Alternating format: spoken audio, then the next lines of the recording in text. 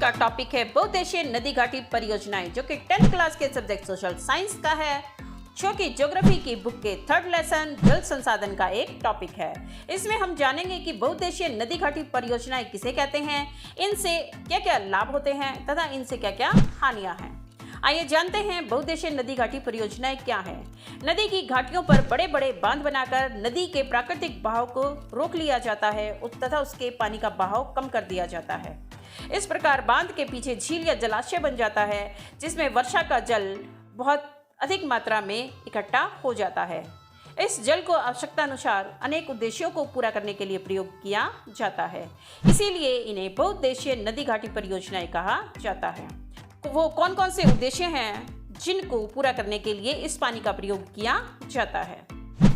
सबसे पहला है वर्ष भर सिंचाई के लिए नहरों के माध्यम से पानी खेतों तक पहुंचाया जाता है। सूखे के मौसम में भी फसलों को पानी प्राप्त हो जाता है।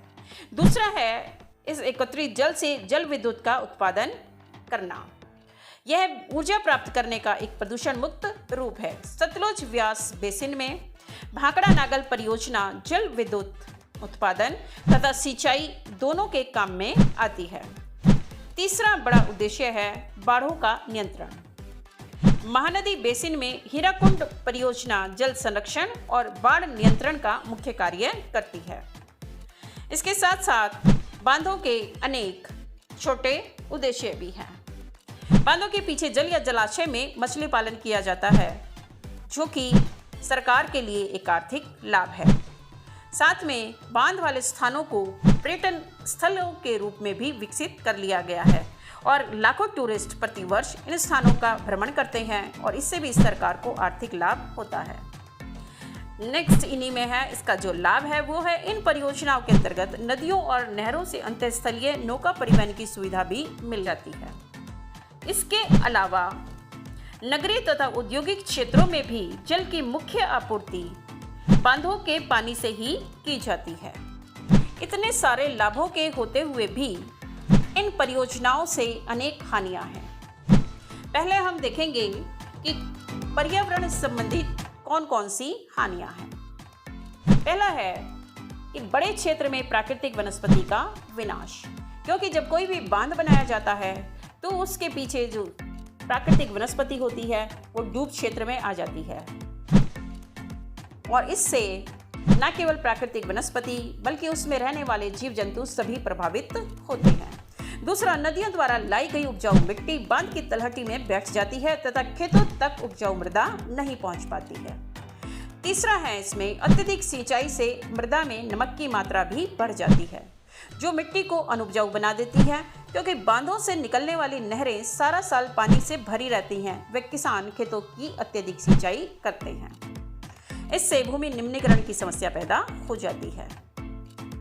यह जो बांध है वो नदी जलीय जीव आवासों में भोजन की कमी भी पैदा करते हैं, क्योंकि नदी जल का प्राकृतिक बहाव रुक जाता है। इसके साथ साथ इन बांधों से आकस्मिक बाढ़ का खतरा भी बन जाता है। एक और तो बांध बाढ़ को रोकने का काम करते हैं, उसके प्रभाव को कम करते हैं। दूसरी ओर बाढ़ का खतरा भी बढ़ जाता है। यदि बांध से एक साथ अधिक मात्रा में पानी छोड़ दिया जाए या बांध टूट जाए तो आकस्मिक बाढ़ का खतरा पैदा हो जाता है। इसके साथ साथ भू संतुलन भी प्रभावित होता है, इसलिए भूकंप का खतरा भी ऐसे क्षेत्रों में बढ़ जाता है जहां पर बांध बनाए गए हैं। बड़े बांध के इन पर्यावरणीय प्रभावों के साथ साथ कुछ सामाजिक आर्थिक परिणाम भी हैं। इनमें सबसे बड़ा है विस्थापन व पुनर्वास की समस्या। बांध के डूब क्षेत्र में आने वाले स्थानों के लोगों को वहां से विस्थापित होना पड़ता है, जिससे उनके पुनर्वास की समस्या पैदा हो गई है और इससे अनेक सामाजिक आंदोलन भी शुरू हुए हैं, जैसे नर्मदा बचाओ आंदोलन तथा टिहरी बांध आंदोलन।